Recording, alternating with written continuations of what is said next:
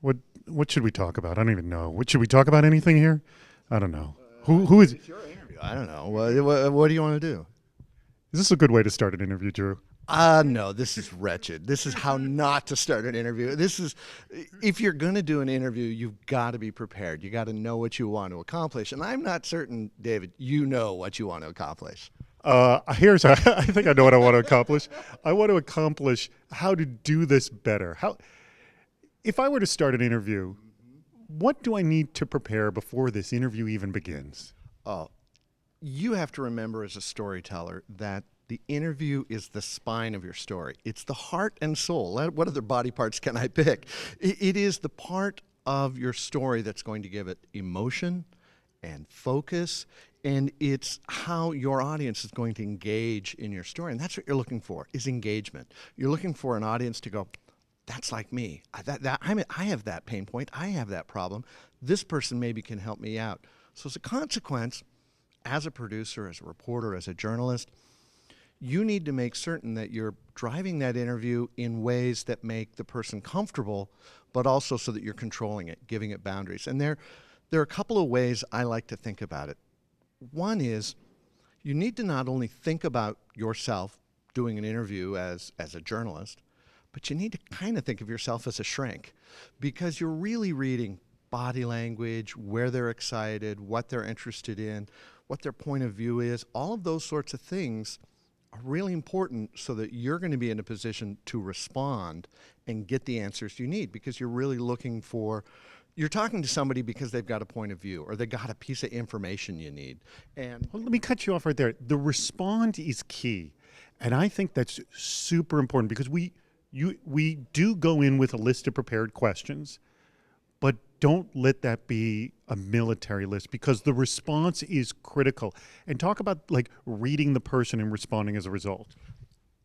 I have a technique when I'm going to do an interview, and I know it's going to be a little more complicated, not something that's necessarily at an event, but where I'm going to go talk to a business executive or somebody in my company or organization where it's like a CEO, and I need to prepare a little bit. So what I do is I work really hard on my questions, and I really craft them. I get them in an order I want. I really work on them, and just before the camera rolls, I look at those interviews and really quickly, and then I sit on them, because I don't want the person I'm interviewing looking at the top of my head.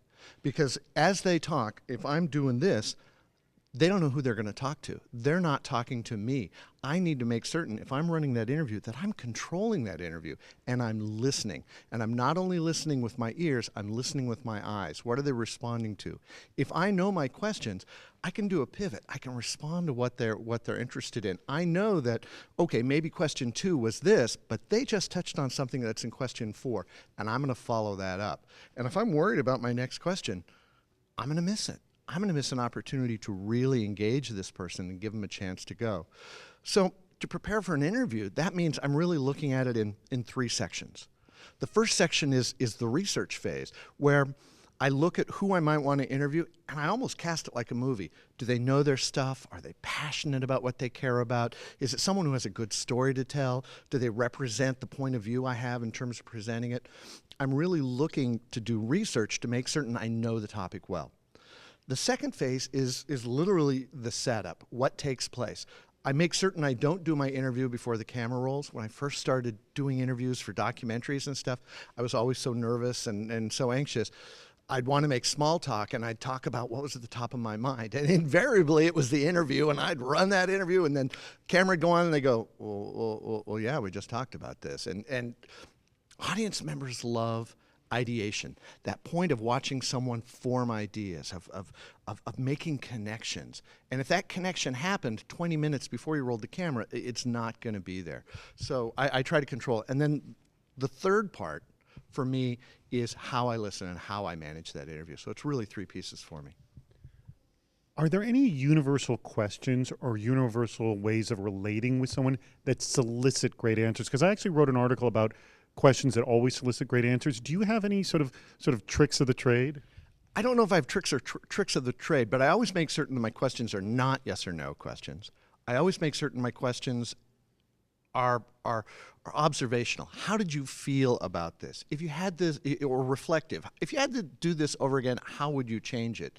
So that the folks are not only reciting data or giving facts, they're really giving their interpretation. So rather than having set questions or set answers, which are fantastic, particularly in managing someone who's a little bit recalcitrant or trying to draw somebody out.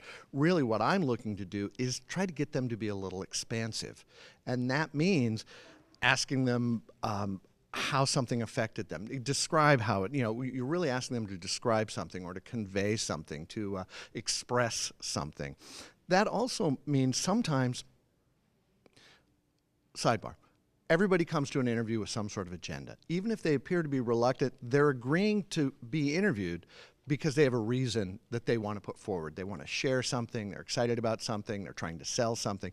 Whatever it is, they agree to it because they have an agenda. And they get really frustrated if you fail to give them an opportunity to talk about that agenda. So one of my favorite last questions are, so if you were doing this interview, what question would you be sure to ask? And often they'll go, no, I think you've covered it. I think you're in good shape. But sometimes they'll go, well, I think it's important X, Y, and Z. And you've given them an opportunity to present the content that they wanted to put forward. If you're editing it, you may or may not use it, but at least they've had an opportunity to participate in the way they wanted to. And I will close with this. I've heard many journalists say the same exact thing. You have to ask them, what did I miss? Anyways, great point. Thanks so much for your time, Drew. Oh, my pleasure. I always love talking with you, and I always love the work you're doing, so thanks for giving me a chance.